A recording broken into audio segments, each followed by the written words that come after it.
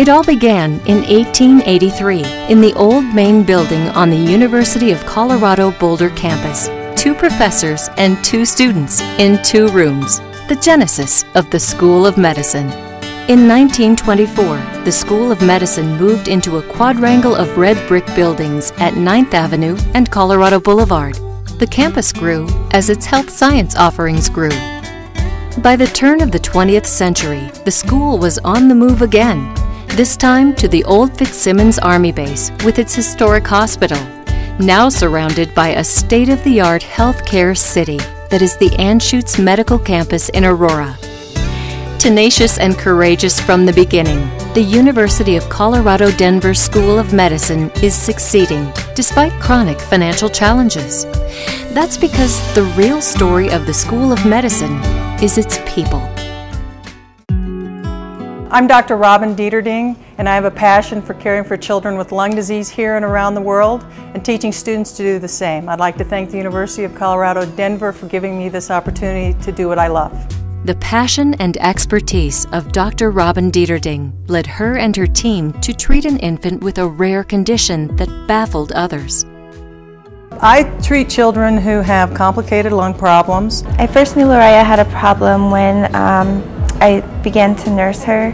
Well, Lariah came to Children's Hospital. She was very sick, but she became progressively more ill. She got completely stiff. She was really blue. She just didn't look like a normal baby. And ultimately ended up in the intensive care unit on very high ventilator settings so that we had to breathe for her. We didn't know what else to think except for, that she could be at the end of her road.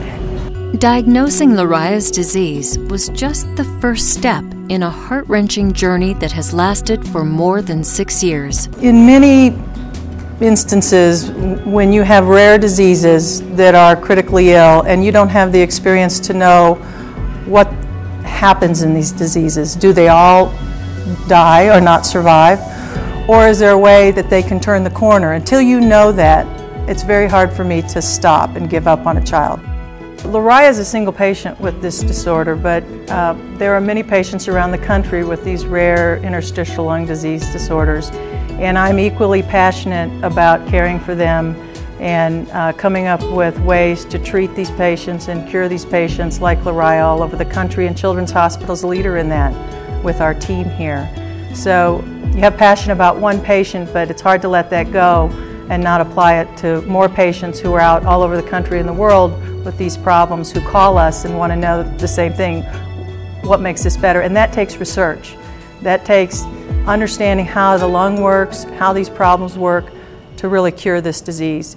So it's about caring, and it's also about research and education to really help patients like Lariah here and around the country, and that's what really I'm all about these days.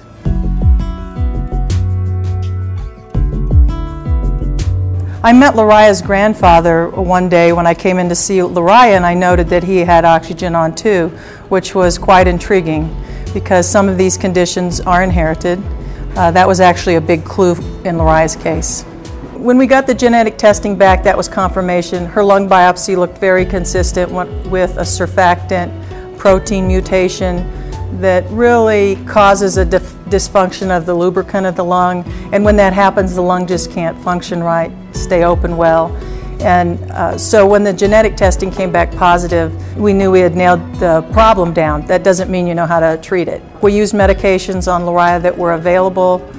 This wasn't research or experiment, but we used them in a way that haven't necessarily been used. And again, the ICU ventilated her with the breathing machine in a way that was able to keep her going. But she was very sick for a very long time. Lariah was sedated for 3 full months, which was very, very hard. We could not touch Lariah, we could not hold Lariah. It was very difficult. Having your baby sedated like that for so long. These situations are very difficult. You interact with the family, you become part of their team in a very emotional moment. You're talking about a child potentially not surviving, and you need to be part of their team and be able to interact with them and understand what the values of that family are, what they want for that child, and that really provides the guidance you need for how hard you're going to push. She definitely is Lariah's guardian angel, and we also know that she had had a lot of sleepless nights thinking about what she needed to do for Lariah.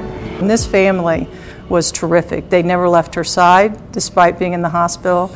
And I think that her first birthday party, it was like, she's going to do it. She is going to make it. So that was a great moment. She's made tremendous progress. I'm hopeful that in the next year that she'll be off oxygen. She's going to school, and I'm not sure anybody could have predicted this. This was better than I could have hoped for. I definitely believe Lariah is a miracle child. I mean, going from being on her deathbed to walking and talking and doing everything that she's doing now, it's just so beautiful. I would like to say thank you very much for saving my baby's life. You are just an amazing, amazing person, so beautiful to us, and of course, just our family now.